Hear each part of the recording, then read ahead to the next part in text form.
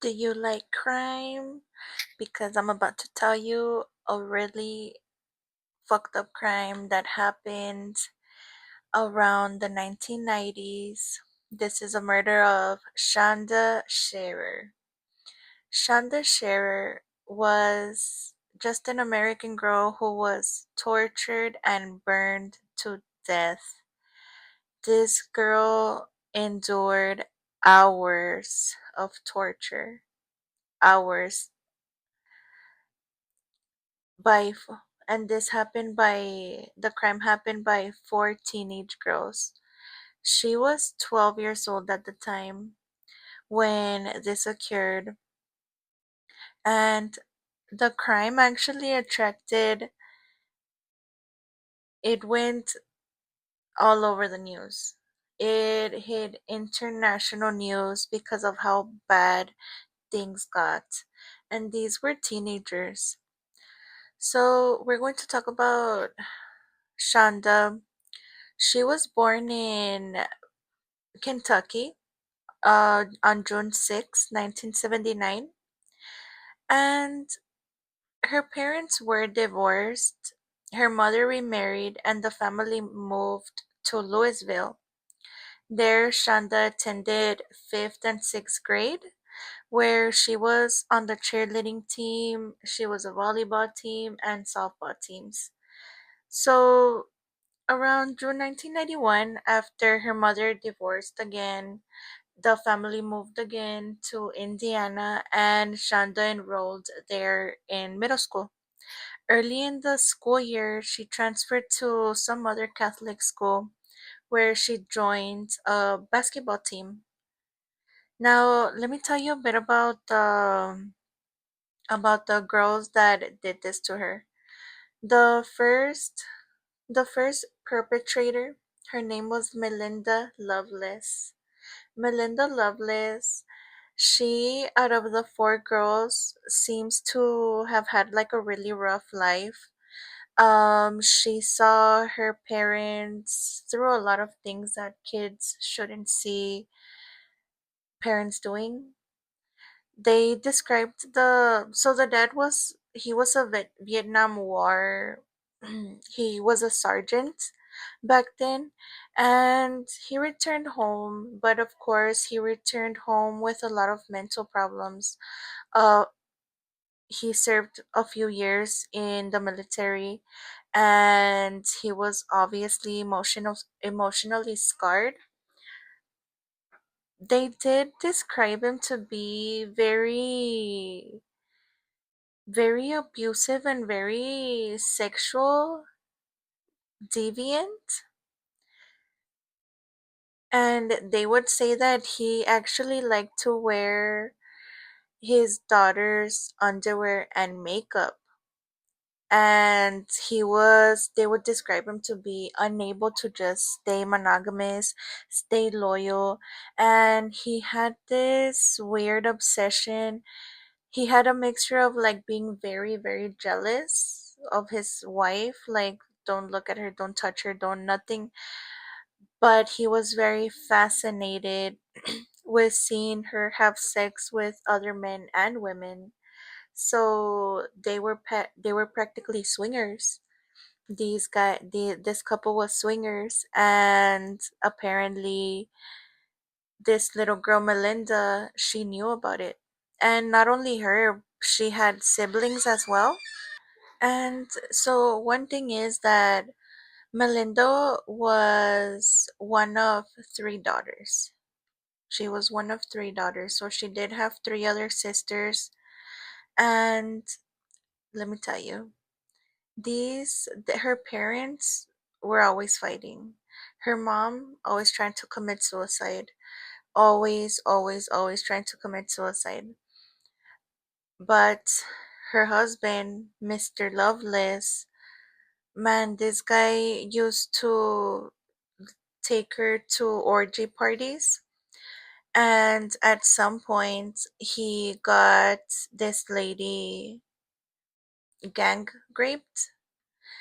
And after that, she tried to commit suicide again. One of those times, she refused to have sex with him for a month until he forced her, and his daughters overheard that incident as well because they were so loud. In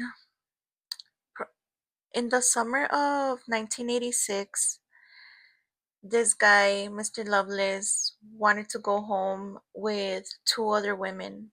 He wanted to bring them home. And wife Marjorie said no. Like, she was like, no, bro. And he beat her ass. He beat her until she had to go to the hospital, and he was actually convicted this time. He was convicted of battery. This guy was such a piece of shit. Various various court testimonies claim that he actually molested Marjorie and Melinda. He he there was there was a few of these testimonies where he actually did something to his daughters, but none of them ever confirmed this. None, I don't know if it's because it's maybe not found, but none of them ever confirmed that he did something to them. But there was this one incident where somebody said that Larry, Mr. Lovelace, what tied up all of the three sisters in the garage and that he raped all of them. But again, nobody confirmed this. It was just said. And he didn't do time for this, nothing. It was just something that they said in these courts. He would also embarrass his children by finding their underwear and smelling it in front of other family members. Eventually, this guy died. He died in a car accident. But this was after he filed for divorce. He filed for divorce because and I don't know, but he filed for divorce, and then after that, Larry remarried, and he sent letters to his daughter, but eventually he cut ties with her, and then that's when he got killed in a car crash. Second girl, Mary Lauren. Larry Maureen, it didn't really say much about her past. Mom and dad were both, mom was a Christian, dad was a felon, and she does claim that she was molested at least twice as a child, age 5 and 12. And also, it was said that she was very rebellious and she was into cults and stuff like that. She would attempt to impress her friends by like dance, like she would transform into like a vampire. So she would do a lot of self-harming, and there's not really much about her, but she's one of the girls that committed one of the crimes. One of the third girls, her name was Hope Rippey. Her father was an engineer at a power plant, and her parents were divorced. She had moved in with her mom and her siblings for 3 years. She claimed that living with her family in Michigan was somewhat turbulent, a little bit troubling. Her parents went back to each other, so she reunited with friends, and that's pretty much. They said she was a bad influence sometimes, that would self harm. And the last girl was Tony Lawrence. Tony Lawrence was born February 14, and her father was a boiler marker. And she was close friends with this girl Rippy from childhood, and she was also abused by a relative at 9 years, and she was raped by a little boy at the age of 14, and they didn't do anything to him. So she began to attend counseling after that, but she didn't continue. So let's get into the what happened prior to the murder. In 1990, this Loveless girl, she began dating this 13-year-old girl. Her name was Amanda Heverin. After Loveless's family, they separated, and Mr. Loveless remarried. She began to act out a lot. She acted out so much. She started giving her family problems, school problems, and she became a lesbian, or she came out as a lesbian. Her other sisters also came out as a lesbian. And the mom was really upset, super upset, but she got over it. And as the year progressed and she became more into this girl, Amanda, their relationship just wasn't working. But this girl, Loveless, was like super, super into this girl, Amanda Heverin. But Amanda, she met Shanda.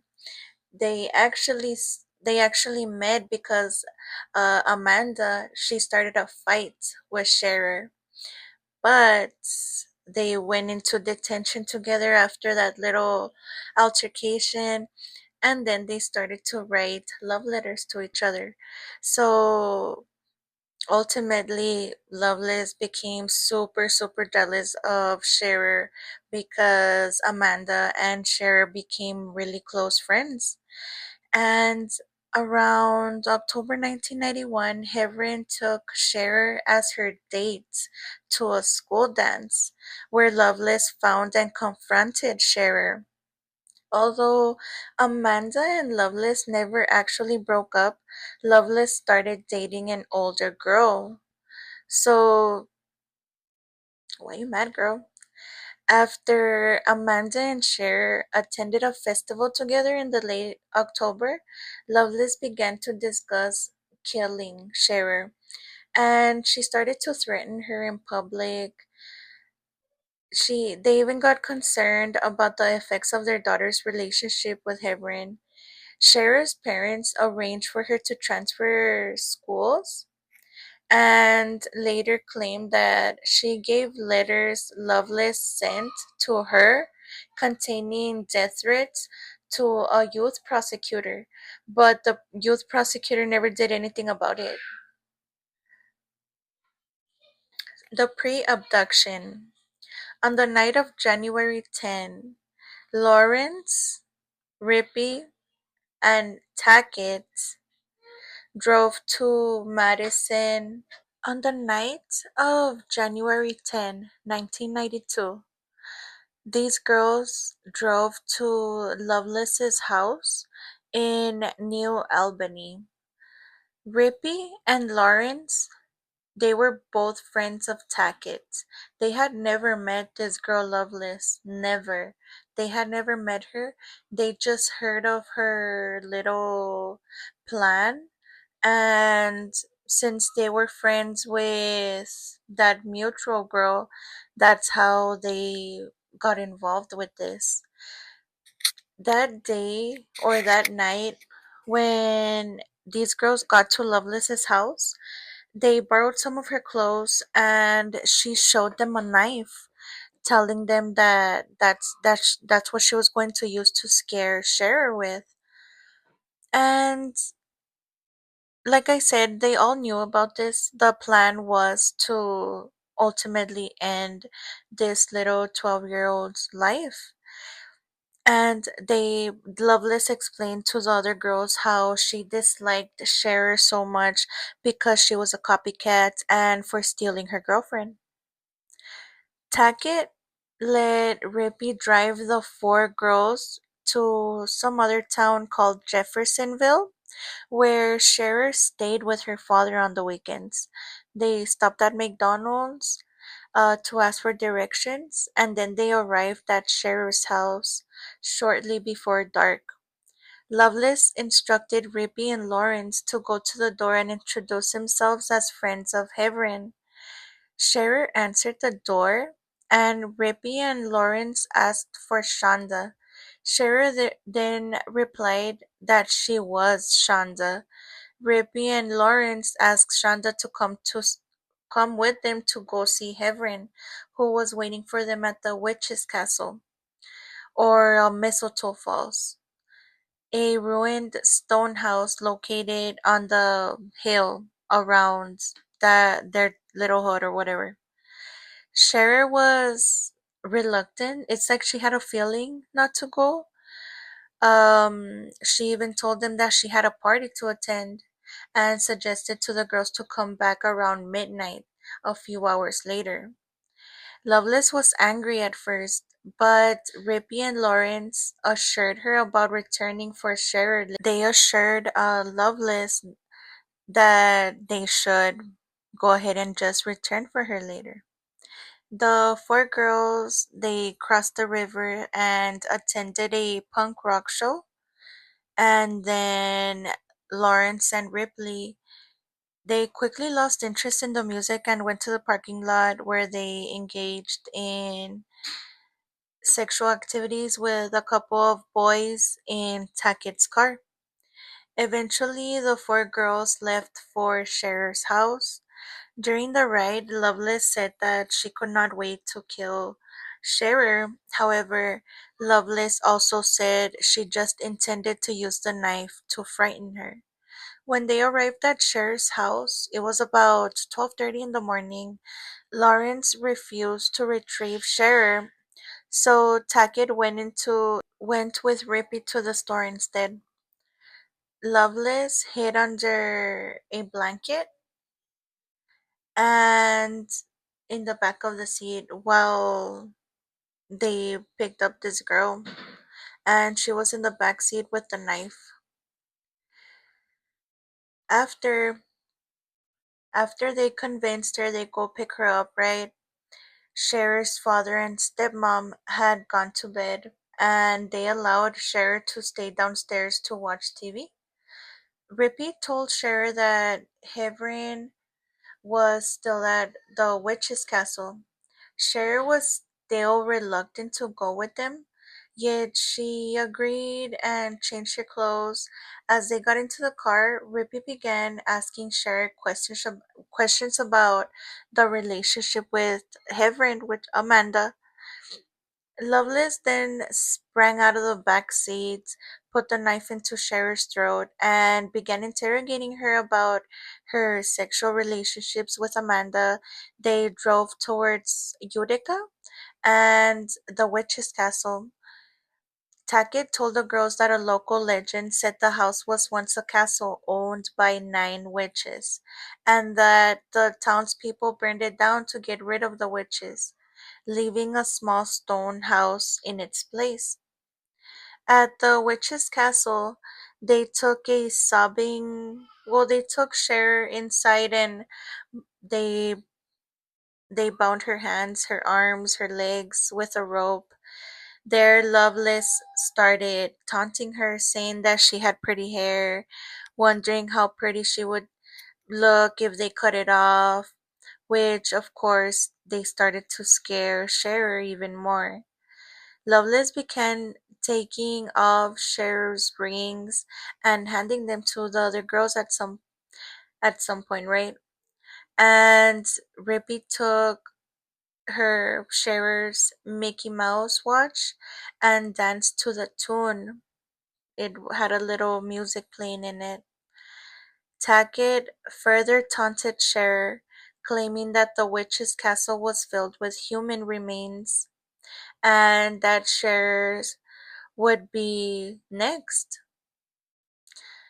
To further threaten her, Tackett then retrieved a shirt with a smiley design from the car and lit it on fire, but immediately feared that she got scared and that the fire would be spotted by passing cars, so the girls left with Cher. During the car ride, Cher continued begging them to take her home. Eventually, they became lost, so they stopped at a gas station, covered Sharer with a blanket, and Tackett went inside to ask for directions. Lawrence, she called a boy that she knew in Louisville and chatted for several minutes to ease her worries, but of course did not mention that she had Sharer abducted in the back fucking seat. They returned to the car but got lost again because they're fucking dumbasses, teenagers, and pulled into another gas station. There, Lawrence and Rippy spotted a couple of boys and talked to them before once again getting back into the car and leaving, arriving sometime later at the edge of some woods near Tackett's home in Madison.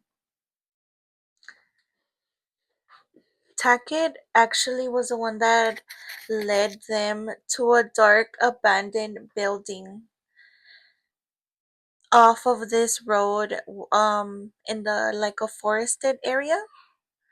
Lawrence and Rippy were both scared, so they both stayed in the car. Loveless and Tackett made Cher strip down to her underwear. Then Loveless beat Cher with her closed fists. Next, Loveless repeatedly slammed Cher's face into her knee, which cut her mouth open because she had braces. Loveless tried to slash her throat, but the knife was too dull, so she couldn't. So what she did is she came out of the so Rippy came out of the car to hold down Cher, while Loveless and Tackett took turns stabbing her in the chest. They then strangled her with a rope until she was unconscious. They placed her in the trunk of the car and they told the other two girls that Cher was gone already. The girls drove back to Tackett's nearby home and they went inside to drink some soda and to clean themselves when they heard Cher screaming in the trunk. Tackett went out with another knife and stabbed her several more times. Coming back a few minutes later, she told she washed up and then she told the other girls their future, right? With like these fucking stones. This was about 2:30 in the morning. And later, Lawrence and Rippy stayed behind. As Tackett and Loveless, they went out for a cruise, driving to the nearby town of Canaan. Cher continued to make crying and gurgling noises, so Tackett again stopped the car, and when they opened the trunk, Cher sat up, covered in blood, and her eyes were rolled back, but she was unable to speak. Tackett beat her with a tire iron until she was silent, claiming that she felt her head cave in and then told Loveless to smell it. They also sexually assaulted Cher with the same weapon. The tire iron assault continued off and on for hours as the girls went on and joyride through the country. Loveless and Tackett returned to Tackett's house just before the day before daylight came up to clean up and they woke up the other two girls. Rippy asked about Cher and Tackett laughingly described the torture. The conversation woke up Tackett's mother, who was initially angry with her daughter for being out so late, but she also offered to cook the girls some breakfast. Tackett declined and she said she needed to drive the other girls home. However, driving to the burn instead of driving them to the house, they took she took the girls to the burn pile, where they opened the trunk to look at Cher.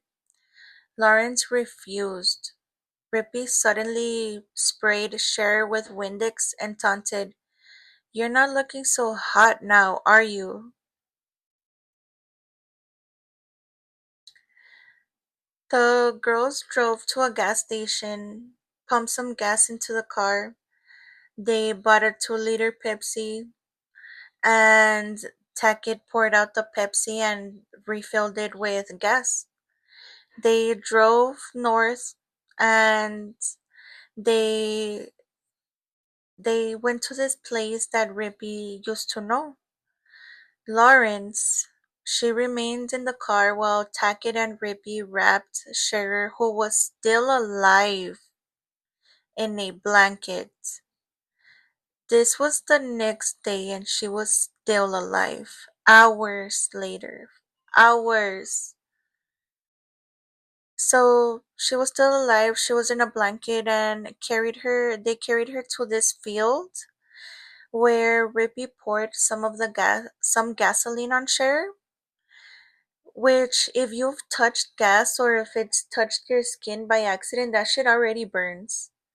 Gas already burns your skin as it is. And they set her on fire.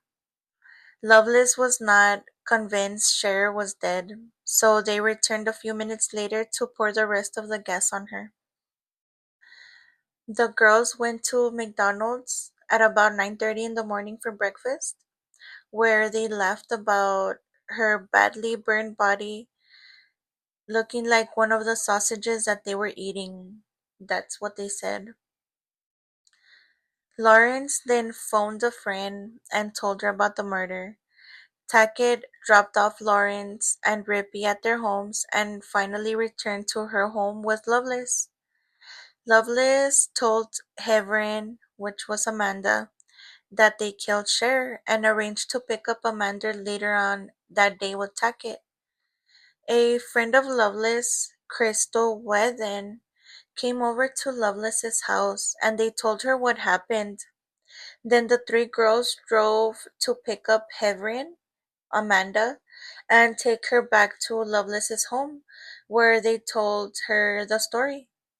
Both Amanda and Within, the other girl that they picked up, they were reluctant to believe the story until Tackett showed them the trunk of the car where her body was.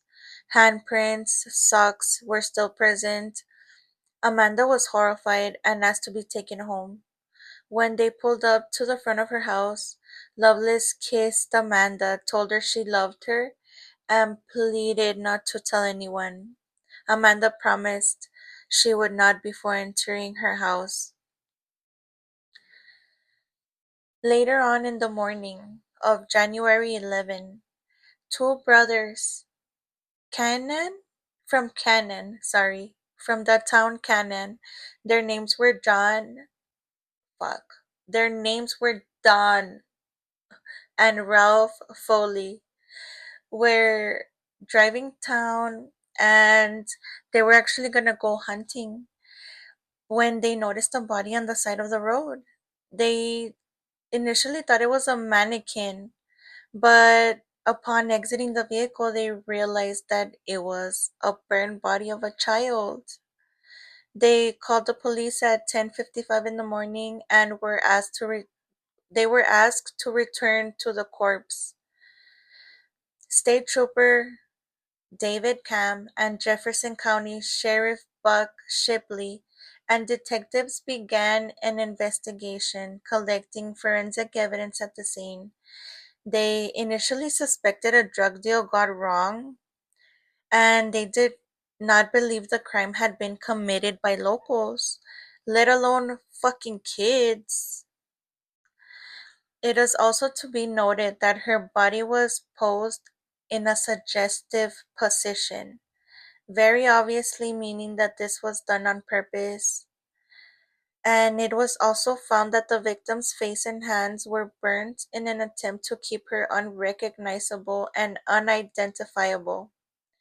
She was found in the pugilistic stance with her arms outstretched and clenched fists as a result of the death by burning. Oh my god, pobrecita. Sharer's father, Stephen, noticed his daughter was nowhere to be found early on 11th of January. After phoning everybody, neighbors, friends, the ex-wife, her mom at 1:45 met up with the missing. She went to meet up with cops to file a missing persons report. And at about 8:20, Lawrence and Rippey went to the Jefferson County Sheriff Office with their parents. They both gave very rambling statements, identifying the victim as Shanda, naming the two other girls involved as best as they could, and describing the main events of the previous night. After inter-county investigation, Shipley contacted the Clark County Sheriff and was finally able to match the body of Sharer's missing person report. Detectives obtained dental records and they finally identified Sharer as the victim. Lovelace and Tackett were arrested the very next day, January 12th. And with all the evidence that they had, of course, they arrested them with statements of Lawrence and Rippey. The prosecution immediately declared its intention to try both Lovelace and Tackett as adults. For several months, the prosecutors and defense attorneys did not release any information about the case. They giving the news media only the statements by Lawrence and Rippey. That's the only thing that they gave them. So, because of course these girls tried to use their troubled home lives and claims of physical and sexual abuse by parents or other adults, and they used the history of self-harm and all this bullshit to try to get out of this. The sentencing. Tackett and Lovelace were both sentenced to 60 years in the Indiana Women's Prison. Tackett was released in January 2018 and served probation for one more year. Lovelace was released in September 2019. Rippey was sentenced to 60 years with 10 years suspended for mitigating circumstances, plus 10 years of medium supervision probation. On appeals, a judge reduced the sentence to 35 years in exchange for her cooperation. Lawrence was allowed to plead guilty to one count of criminal confinement and was sentenced to a maximum of 20 years. Appeals. Lovelace appealed a few times and they were all rejected. They were all rejected until she was released on December 2000. She only served 9 years. 9 fucking years. Can you believe that shit? But I'm still convinced that these people, even though they got away with it, or they kind of got away with it because 9 fucking years, they still are not free. These people are not free in their mind, in their heart, in their soul. They're still fucking miserable people, even if they're still alive. Sorry, I was ranting for a bit. Um, on April 28, 2006, Rippey was released from the Indiana Women's Prison after serving 14 years of her original sentence. I wonder yeah.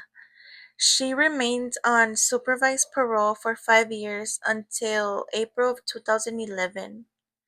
Tackett was released from the correctional facility January 11, 2018. The 26th anniversary. Oh wow, the 26th anniversary of Sharer's death after serving nearly 26 years and completed an additional year of supervised release. Loveless was released from the prison in September 5, 2019, after serving more than 26 years in prison. She served her post release supervision in Jefferson County, Kentucky. The aftermath about this. During Loveless's sentencing, extensive open court testimony revealed that her father Larry had abused his wife, his daughters, and other children. Consequently, he was arrested February 1993 on charges of rape, sodomy, and sexual battery. Most of the crimes occurred in 1968 to 1977. Larry remained in prison for over 2 years awaiting trial. However, they ruled that all charges except one count of sexual battery had to be dropped due to the statute of limitations, which was 5 years in Indiana.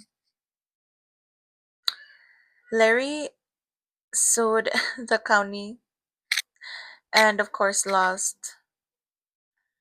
And among his complaints were that he was not allowed to sleep in his bed during the day or to read the newspaper. Sharer's father, Stephen Sharer, died of alcoholism in 2005 at the age of 53. And in an interview with Shanda Sharer's mother, Jack Vaught, on the investigation Discovery series Deadly Women, Vaught stated that Sharer's father was so distraught by his daughter's murder that he did everything he could to kill himself besides put a gun to his head. That is so fucking sad, bro. And that he drank himself to death. And he died from a broken heart. Bro. So, the Shanda Sharer Scholarship Fund was established January 2009. The fund planned to provide scholarships to two students per year from Prosser School of Technology in New Albany, one scholarship to a student who is continuing his or her education, and the other scholarship to a student who was beginning his or her career and must buy tools or other work equipment. By November 2018, Shanda's mother, Jack Vaught, stated that the scholarship fund had been depleted and is no longer accepting donations. In 2012, Jack Vaught made her first contact with Melinda Loveless since the trials, although indirectly. Vaught donated a dog named Angel in Shanda's name to Loveless to train the Indiana Canine Assistance Network program through a project to heal, which provides service pets to people with disabilities. Loveless trained dogs for the program for several years, and Vaught reported that she had endured criticism over the decision, but defended, saying, "It's my choice to make. Shanda's my child. If you don't let good things come from bad things, nothing gets better. And I know that my child would want this." Vaught stated that she hoped to donate a dog every year in honor of Shanda Sharer. A documentary produced by Episode 11 Productions titled Charlie's Scars captured Vaught's decision to allow Loveless to train dogs in Shanda's name. The film also has 3 interviews with Loveless. That is fucking wild. Wow, the forgiving heart of her, for real, because I could never. I am so. I hold grudges of this motherfucker that took $1 from me in the first grade. Can you fuck. Ma'am, you have a heart on you.